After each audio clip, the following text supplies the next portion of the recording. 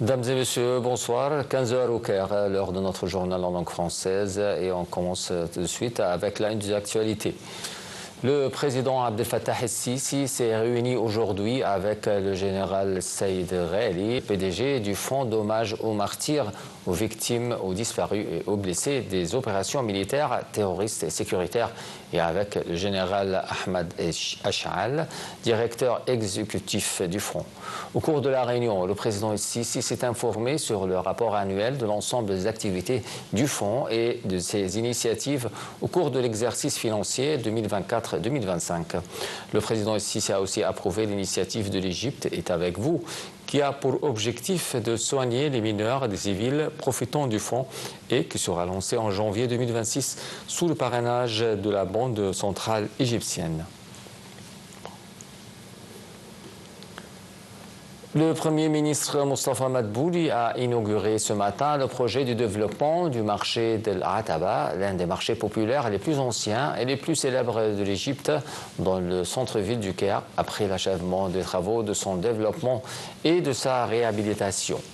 Madbouli a indiqué que le projet du développement du marché de l'Ataba s'inscrit dans le cadre des directives du président Sisi de restaurer les zones historiques et d'organiser les activités commerciales des marchés informels, tout en le transformant en centres culturels et commerciaux organisés répondant aux exigences d'un développement urbain durable, tout en préservant le caractère architectural distingué de ces zones.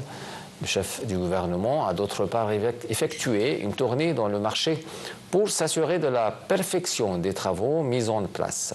Il a aussi rencontré nombre de marchands ambulants et leur a demandé de préserver l'accomplissement réalisé.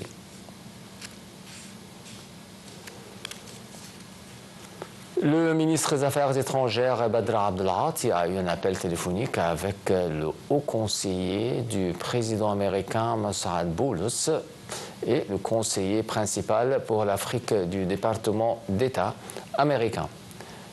M. Abdelghati et Boulos ont discuté du développement de la situation prévalente au Soudan et en Libye. Ils se sont accordés sur l'importance d'aboutir à un cessez-le-feu immédiat et durable au Soudan et sur la nécessité de préserver l'intégrité territoriale au Soudan et la sûreté de ses territoires et de ses institutions nationales. Les deux responsables ont également abordé le conflit libyen, soulignant l'importance d'unifier les institutions libyennes avant la tenue des élections législatives et présidentielles. Le 61e convoi d'aide humanitaire de Zad el-Izza de l'Égypte à Gaza s'est dirigé vers les points de passage de la Rouja et Karm Abou Salem en destination de la bande de Gaza. Selon un responsable du terminal terrestre de Rafah, les camions du convoi transportent des denrées alimentaires, des fournitures médicales et des matières d'abri, ainsi que des matières pétrolières telles que le solar et le gaz. Ceci intervient dans le cadre des efforts déployés par les médiateurs, les partenaires régionaux et la communauté internationale dès les mois précédents afin d'acheminer les aides humanitaires et de secours à la bande de Gaza.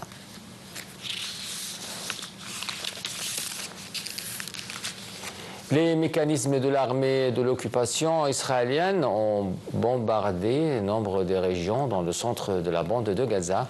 Selon des sources palestiniennes, l'armée de l'occupation a bombardé un nombre de quartiers à Gazaville, dans le nord de la bande. Ces sources ont affirmé la poursuite des opérations faites des forces de l'occupation de détruire les bâtiments résidentiels dans la bande de Gaza.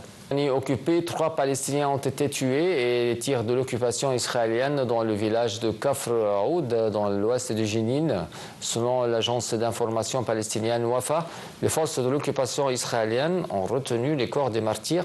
Selon Wafa, les forces israéliennes ont également pénétré dans le village par des renforts militaires assiégés, un site des territoires agricoles et ont lancé des tirs vifs sur les jeunes du village. Le général Abdel Fattah el-Burhan, président du Conseil souverain au Soudan, a affirmé que l'armée soudanaise va venger pour les civils innocents massacrés lors des attaques des forces de soutien rapide dans la ville d'El-Fasher. Le général el-Burhan a souligné que les forces armées ont décidé de se retirer d'El-Fasher à cause du processus de destruction systématique qui est pratiqué. Il a affirmé que tous les crimes perpétrés par les forces de soutien rapide contreviennent aux résolutions du Conseil de sécurité de l'ONU et au droit international. Le général El-Burhan a aussi promis de nettoyer tous les territoires soudanais et de les récupérer.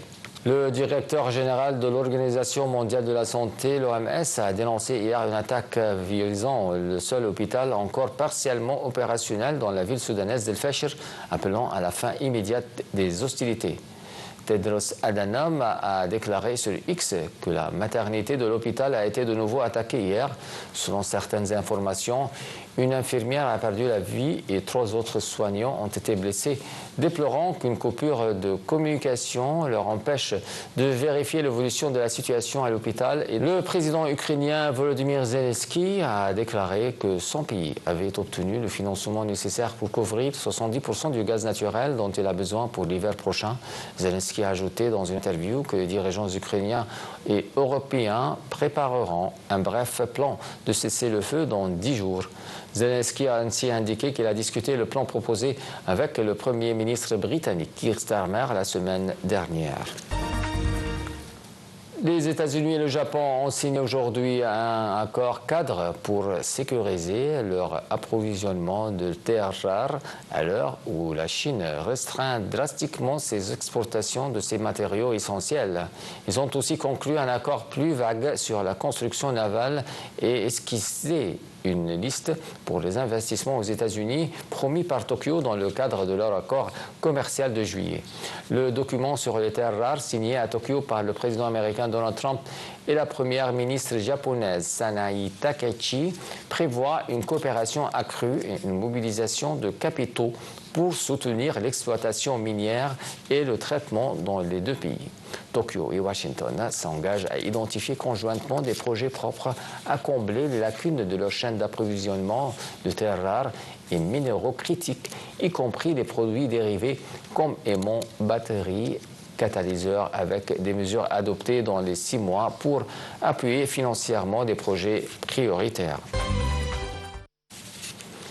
L'ouragan Melissa, qui pourrait être le plus violent à toucher terre en Jamaïque et a déjà fait plusieurs morts, pourrait toucher au moins 1,5 million de personnes, a averti la Croix-Rouge aujourd'hui.